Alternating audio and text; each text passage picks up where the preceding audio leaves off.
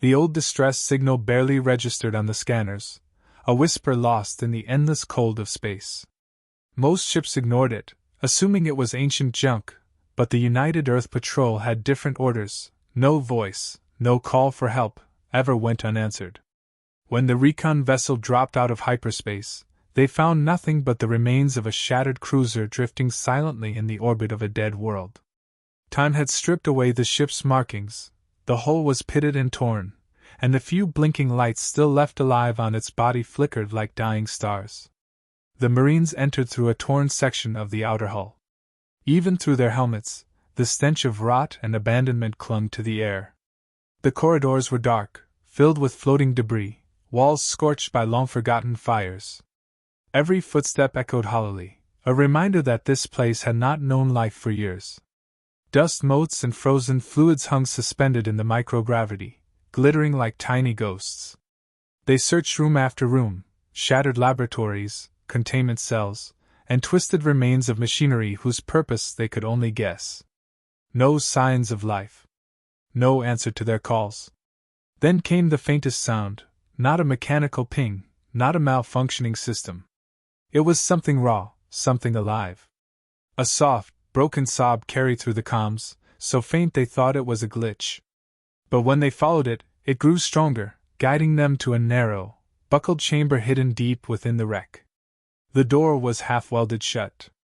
It took them 5 minutes to force it open. Inside was not a laboratory. It was a prison. Chains bolted to the walls. Scratch marks clawed into metal.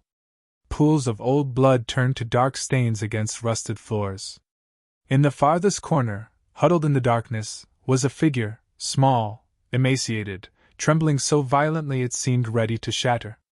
They shined their lights on it, and saw her clearly for the first time. She was not human. Her skin was a pale, iridescent hue, bruised and torn in places. Long strands of hair clung to her face, matted with grime. Thin arms wrapped around frail knees as if trying to make herself disappear. Tiny, glowing flecks ran along her skin, pulsing weakly, like a dying heartbeat. She flinched at the light, burying her face against the cold wall, expecting the worst.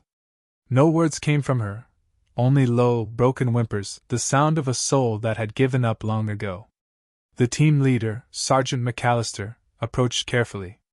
His armor was scratched, his gloves thick and heavy, but he knew better than to advance like a threat. In a slow, almost reverent motion, he removed his helmet, knelt down, and extended a bare hand toward her. His men tensed, unsure if the creature was dangerous, but they knew McAllister's instincts had saved their lives more times than they could count. He said nothing. He simply offered warmth. For a long, agonizing moment, she didn't move. Then, with a jerk, she raised her head slightly. Her eyes, impossibly large, shimmered with tears. Her lips trembled, trying to form a word, but no sound came. She stared at the outstretched hand as if it were something from another universe, something she had only dreamed of in fevered, broken sleep. Slowly, hesitantly, she reached out, her thin fingers brushing against his palm. The contact was electric, not because of any alien power, but because it was the first touch given not to harm, not to punish, but simply to comfort. A single, gasping sob broke from her throat, and she clutched his hand as if it were a lifeline, as if letting go would drag her back into the void. McAllister carefully scooped her up, feeling how light she was, how fragile. His armor could barely feel her weight. She pressed her face against his chest plate, shaking uncontrollably, and the sight of it burned itself into the memory of every Marine standing there. Not one of them spoke. They knew without words that they had stumbled onto something sacred, a living being who had been abandoned by her own kind, left to rot in the forgotten corners of space. As they made their way back through the ruined halls, she didn't loosen her grip. Her breath came in shallow gasps, but her eyes stayed wide open, never letting him out of her sight, terrified that it was all some cruel illusion that would vanish if she blinked. The debris, the broken machinery, the splintered doors, none of it seemed as tragic as the simple, desperate way she clung to a stranger who offered nothing more than kindness. When they reached the med bay of the recon ship, the human doctors froze for a moment at the sight. Not because she was alien, but because she was a child. Malnourished, injured, terrified beyond comprehension. The lead medic whispered a curse under his breath and ordered an emergency triage. They worked with practiced speed, but every time they tried to take her from McAllister's arms, she cried out, a raw, animal sound of terror. McAllister didn't fight them. He just stayed beside her, one hand holding hers throughout the entire procedure. He spoke to her in a low, steady voice, nonsense words, just sound to anchor her to reality. At one point, when the pain of the medical scans made her whimper, he tightened his grip gently, and said the only thing that mattered. "You're safe now. I promise." Those words, simple and ancient, cut through the nightmares wrapped around her mind. She stared up at him, and something in her face shifted. The first spark of belief, so small it might have been missed if not for the unbearable silence around it.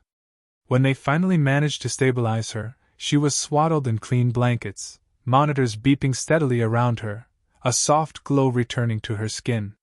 She fell asleep like that, still holding McAllister's hand tightly in hers. For the first time in her life, she did not dream of pain or darkness. For the first time, she dreamed of a hand reaching back for her, and never letting go. In the sterile quiet of the med bay, the records began to unfold. Data salvaged from the wreck painted a grim picture that no words could soften.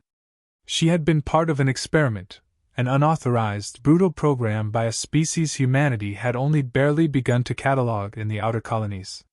The files were clinical, coldly efficient, describing her not as a child but as Subject Delta 7, a prototype in an abandoned attempt to engineer superior psychic operatives.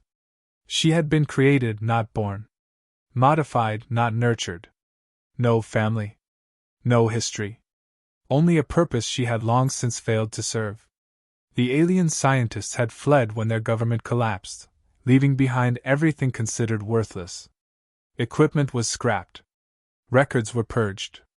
Lives, disposable ones, were left to die in dark corners where no one would ever find them. Except someone had. The human Marines, bound by an oath older than the stars they traveled among, refused to let that death be her ending. While she slept, Earth Command deliberated. She was not human. She was an unknown variable.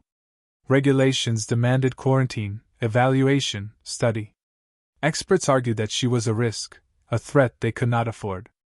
But those who had seen her, who had heard her cries and witnessed the trembling trust in her hands, refused to reduce her to another entry in a database. Sergeant McAllister filed a report not with his superiors, but with the public archive, ensuring her existence could not be buried or silenced. The news spread like wildfire. Images of the fragile, sleeping child, swaddled in a human uniform much too large for her tiny frame, ignited something deep within the collective heart of Earth's people.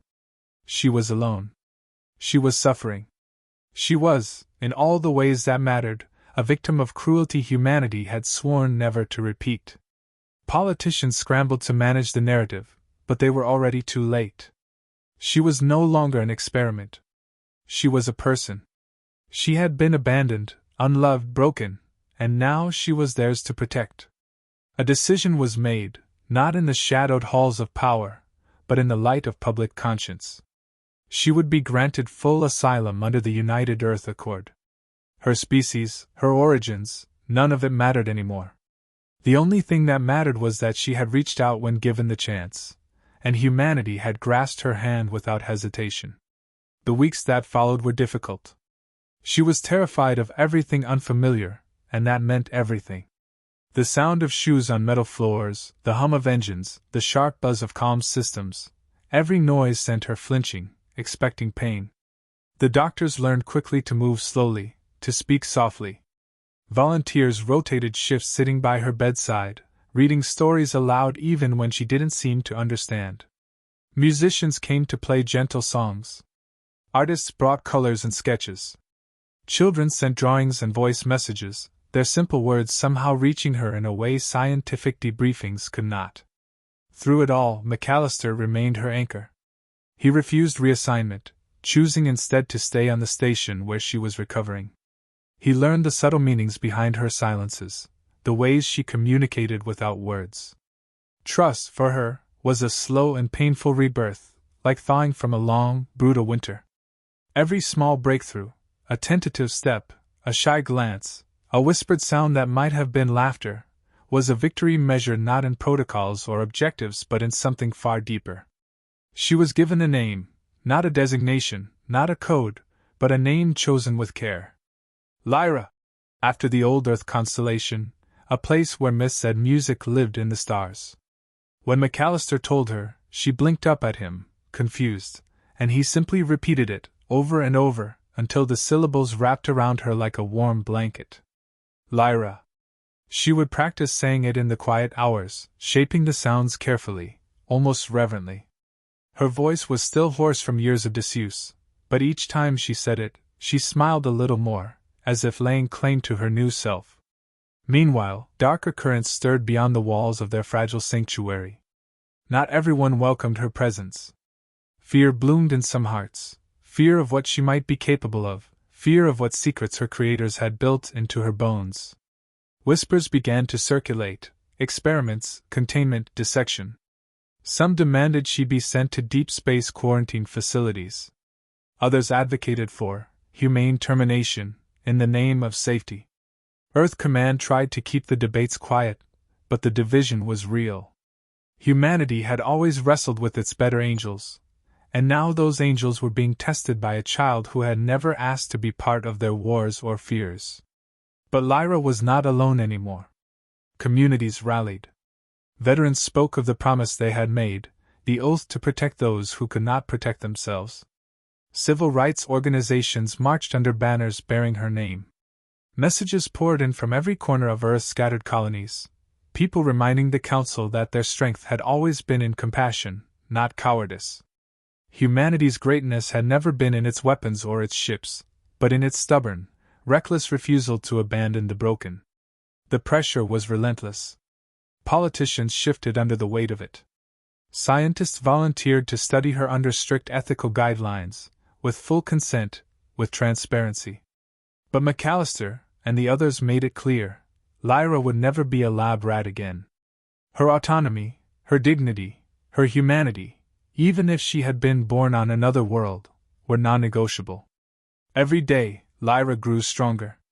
She learned to walk confidently down the sterile halls. She began to speak, slowly at first, then with growing assurance. She would sit by the viewport, watching the stars slide past, a silent witness to a future she had once believed would never come. Every smile she gave, every step she took, was a defiance against the horrors that had tried to erase her. Every heartbeat was a promise. She had been abandoned once, but never again. The first night of true terror came without warning, like the silence before a storm. A transmission came through on the deep space frequencies, one that had been carefully decoded but not fully understood. It was a message from an old enemy, a force that had once scattered humanity across the stars in the early days of their expansion. The alien species, known only as the Vraxians, were a race born from cold, calculating logic, a species whose only goal was dominance. They had seen humanity's potential, and they were determined to crush it before it could ever reach its full height. Lyra had never seen them. She didn't need to.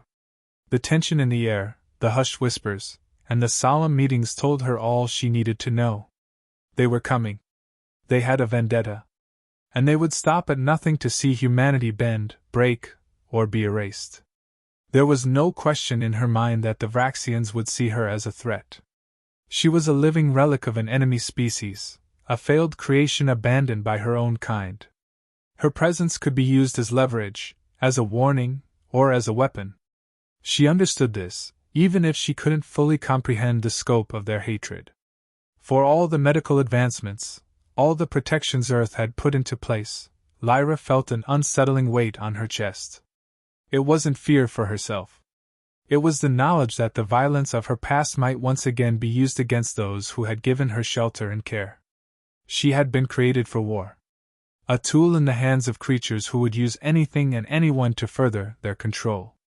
And now, those same hands were reaching across the galaxy, seeking the only prize that had ever mattered to them, Earth. The Vraxians' arrival was swift, their ships silent, their technology far beyond anything humanity had ever encountered. They moved like shadows, slipping through the void, appearing out of nowhere and disappearing just as quickly. The first attack was sudden, unprovoked. A strike on the outer colonies, burning entire stations to ash, leaving nothing behind but the wreckage of lives once lived. The reports came in too fast to process, too overwhelming to fully grasp. There was no time to mourn, no time to plan. The Vraxians were here, and they had no mercy. In the midst of this chaos, Lyra was called upon once more.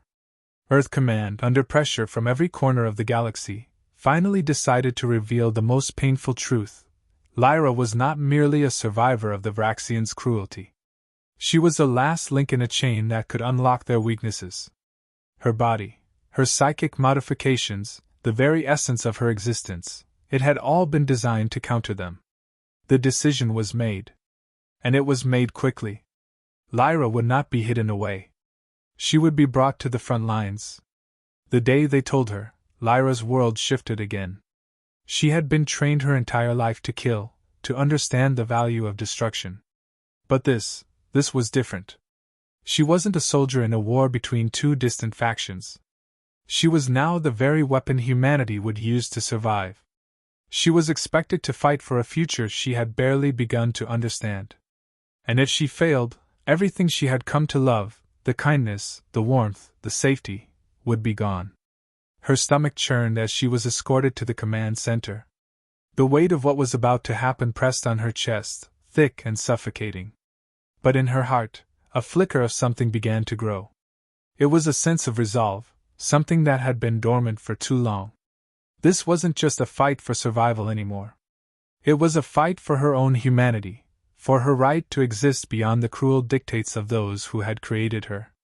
The humans who had cared for her, who had seen past her alien features and treated her with kindness, were her people now.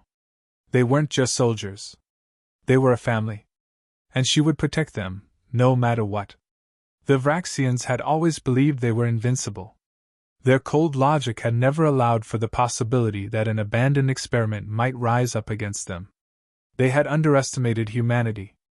They had underestimated Lyra. The next few days were a blur. She was prepared, re-educated in the protocols that had been ingrained into her body but never truly understood. She had the power to disrupt the Vraxians' advanced weaponry, to turn their own technologies against them. The extent of her abilities was unknown, even to those who had experimented on her. But humanity had faith in her, faith in what she could become, and so did she. The first battle, when it came, was like nothing anyone had expected. The Vraxians sent their warships, their armies, their most advanced technology to destroy the heart of humanity. But they hadn't expected Lyra. She was a force of nature. A psychic wave surged from her, a ripple through the very fabric of their fleet. The ships faltered, their communication systems scrambled, their weapons turned inward. For a moment, the Vraxians were confused, disoriented. They had no idea how to fight back against this new, alien power. Lyra was a tool no more. She was a protector. But as the battle wore on, the costs became clear. The strain on her mind was immense. Each psychic wave took its toll, and the weight of each life she saved pressed harder on her heart. She wasn't just fighting for humanity anymore. She was fighting for herself.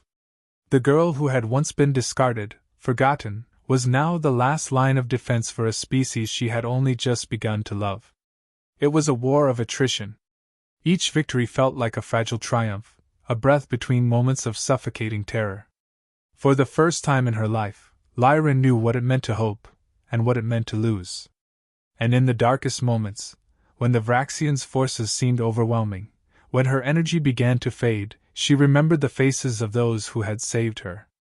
Their warmth, their compassion, their unwavering belief in her. In the face of everything, she would not falter. She could not.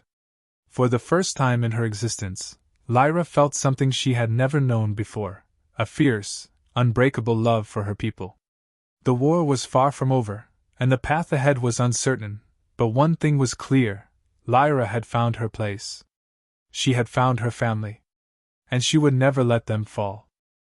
As the war between humanity and the Vraxians continued to escalate, the cost of survival became more evident with each passing day. Lyra, once a mere tool in the hands of her creators, had become the spearhead of humanity's resistance, and yet, the burden was heavy. Each victory came at the cost of her own strength, and the more she fought, the more she felt herself drifting farther from the humans she had sworn to protect. The battlefields were littered with the wreckage of both human and Vraxian ships, the skies stained with the blood of both species. The Vraxians, with their advanced weaponry and cold, unfeeling tactics, had no mercy. They viewed the humans as little more than ants to be crushed beneath their boots. And Lyra, despite everything she had become, was still a pawn in their eyes. They had once created her, and they believed that their control over her had never truly ended. The fact that she had turned against them only deepened their resolve to destroy her. As Lyra pushed herself further into the fray, she began to feel the toll of the war on her psyche. The psychic powers that had once been a blessing, a gift, now felt like chains. Every time she used them, she could feel pieces of herself slipping away, fragments of her soul being torn apart by the strain. The Vraxians, aware of her abilities, had started targeting her specifically. They knew that if they could break her, they could break humanity's will to fight. She could sense their movements before they made a move, feel their intentions before they struck. But the mental and emotional weight was too much. She was constantly on the edge of exhaustion, fighting to keep her sanity intact. It was becoming harder to distinguish between her enemies and the people she was trying to protect. The faces of the humans she had come to love blurred with the faceless Vraxians, and it was becoming more difficult to remember which side she was on. The tipping point came when an unexpected twist in the battle forced her into a direct confrontation with one of the Vraxian leaders. The leader, a being whose mind was as cold and precise as a calculating machine, had long been studying Lyra. He knew her weaknesses, the cracks in her armor. And when he finally confronted her on the battlefield, it was not with weapons, but with words. "Why do you fight for them?" the leader asked, his voice smooth and devoid of emotion. "You were born to serve us. You are nothing more than a failed experiment. You cannot save them, Lyra. You are not human. You never were. You are a weapon, and weapons are meant to be destroyed." Lyra's heart raced as the words sank into her consciousness. She had always known that the Vraxians saw her as nothing more than a tool, but to hear it from one of their own, a being who had witnessed her creation firsthand, was different. The weight of the truth settled heavily upon her chest. For a moment, doubt crept into her mind. Was she just an experiment, an object created for war? Had she been fooling herself by believing she had a place among the humans? The doubts were like poison, slowly eating away at her resolve. The leader's words echoed in her ears, drowning out everything else. He was right. She was a weapon, a product of their twisted science. But as the Vraxian's presence loomed closer, something deep within her stirred, something that had been dormant for far too long. She could feel the pulse of the humans she had come to care for, the ones who had taken her in and shown her kindness. They saw her for who she truly was, not as an experiment, not as a tool, but as a person. With that realization, the weight of doubt lifted. She could feel the humanity within her once more. No longer would she be defined by the horrors of her past. She was more than the Vraxians' creation. She was more than a weapon. She was a survivor, and she would fight to protect the future she had found with these humans, no matter the cost. In that moment, Lyra's powers surged with renewed strength. She reached out mentally, seizing control of the battlefield, disrupting the Vraxian leader's calm composure. Their connection was like a battle of wills, but Lyra's mind was fueled by something far stronger than just raw power. It was love. It was the deep, abiding love she had found among the humans who had accepted her, despite everything. It was the love that she had always sought, and now it was the one thing that could defeat the cold, logical mind of her enemy. With a cry, she launched herself forward, her psychic powers enveloping the Vraxian leader, overwhelming his mind and shattering his mental defenses. The battle ended as quickly as it had begun, the leader crumbling before her. But the victory felt hollow. She knew that this war was far from over. The Vraxians would retaliate. They would not stop until she, and humanity, were destroyed. Exhausted and drained, Lyra retreated to the sanctuary of the humans she had fought for. But as she entered their safe zone, she felt a strange emptiness settle in her chest. The war had taken its toll. The faces of the humans she had fought to protect seemed distant now, as though a veil had descended between them. The more she fought, the more isolated she became. The bond she had with them was real, but the distance between them was growing with every passing day. The loneliness, the sacrifice, it all began to weigh on her. She had given everything, fought with every ounce of her being, yet there were still moments when she wondered if it was enough. She had saved lives, yes. But what had she lost in the process? There was no easy answer. The war was still raging, and the future was uncertain. But one thing was clear: Lyra would keep fighting. She would protect the humans who had given her a second chance at life, no matter how much it cost her. They had shown her love when the rest of the galaxy had only shown her disdain. And now, as the war raged on, that love would be her strength. It would be her guide through the darkness, the one thing that would never falter. The war had become a brutal, ceaseless struggle, and the toll it had taken on Lyra was unimaginable. Despite her unparalleled powers and the bond she had forged with the humans, every battle, every loss, was leaving an indelible mark on her soul. She had fought for them, given everything she had, but in return, the very thing she had come to rely on, her connection with humanity, was slipping away. The more she fought, the more she realized how deep the chasm between her and the humans had grown. It wasn't just the battles, it was the cost of war, the loneliness, and the unspoken realization that her role as a protector had been eroding her humanity.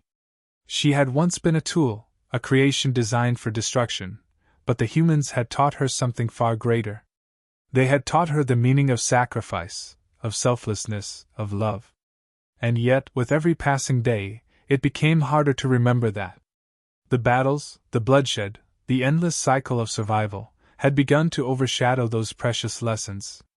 The humans around her seemed to drift farther away, and she couldn't help but feel as though the walls between them were growing higher, more insurmountable. Despite everything she had done for them, despite the many sacrifices she had made, Lyra could never shake the feeling that she was always just one step behind, one battle away from losing them entirely. She had become a weapon, a force to be reckoned with, but in the process she had lost sight of the very thing that had made her fight in the first place. The more she tore through the enemy lines, the more she realized that she wasn't fighting for herself anymore. She wasn't even fighting for humanity. She was fighting because it was all she knew, all she had left. It wasn't just the physical toll that was wearing her down, it was the emotional strain, the constant reminder that, despite everything she had given, she was still an outsider. A created being, an experiment. The humans might accept her, but could they truly understand her? Could they ever truly see her as one of them? The thought gnawed at her, sinking deep into her thoughts and clouding her mind with doubt. And then, in the darkest moments of this internal struggle, when the weight of her own existence felt too much to bear, a quiet realization hit her: she had to find her own peace. She had been so focused on saving others, on protecting those around her, that she had neglected herself. She had fought for humanity because it was the right thing to do, because they had shown her kindness when no one else would. But now, she had to fight for herself. She needed to reconcile the creation she had been with the person she had become. She needed to remember that she, too, was worthy of love and acceptance. It wasn't going to be easy. The war was still raging, and the Vraxians were relentless in their pursuit. But Lyra realized that she didn't have to carry the weight of the war on her shoulders alone. The humans had taught her that strength didn't lie in the ability to fight, but in the ability to stand together, to rely on one another. And so, as she stood on the precipice of yet another battle, she made a vow to herself: she would fight, but not just for others. She would fight for her own peace, for the chance to build the life she had longed for, a life where she could finally feel whole. It wasn't about winning the war anymore. It was about finding balance, about understanding that the cost of victory could never outweigh the cost of her soul. As she prepared for the final confrontation, Lyra found herself questioning everything. What did it mean to be human? Was she truly one of them, or was she forever bound to the past, to the creators who had twisted her into their weapon? Her powers had always been a reminder of her origins, a constant echo of the people who had designed her. But now, she realized that her powers were also a part of her own journey. They weren't just tools for destruction, they were a testament to how far she had come. They represented her strength, her resilience, and her ability to defy the fate that had been handed to her. She was more than just an experiment. She was a fighter. She was a survivor. And most importantly, she was human in ways that went beyond biology. The final battle came swiftly, like a storm gathering on the horizon. Lyra faced the Vraxian forces once more, her powers now fully attuned to the emotions and fears of those around her. But this time, she was not driven by rage or a sense of duty. She fought with purpose, not out of obligation, but out of love, love for the people she had come to cherish, and love for herself, for the person she had become. The war would not end with this battle. She knew that. The Vraxians were too determined, too ruthless. But in this moment, Lyra understood something important. Victory wasn't just about defeating the enemy. It was about finding peace in the midst of chaos. It was about reclaiming herself, understanding that no matter how much she had given, no matter how much she had lost, she was still whole. As the final Vraxian forces fell, Lyra stood alone on the battlefield, her heart heavy but no longer burdened. She had fought for a future, for a world where she could be free, and in doing so, she had found the strength to heal. The war had taken so much from her, but it had also given her something far more valuable, the understanding that even in the darkest moments, even when all seemed lost, there was always hope. And with that hope, Lyra turned away from the battlefield, her heart no longer heavy with doubt. She had done what she had come to do. She had fought for a future. And now, it was time to live.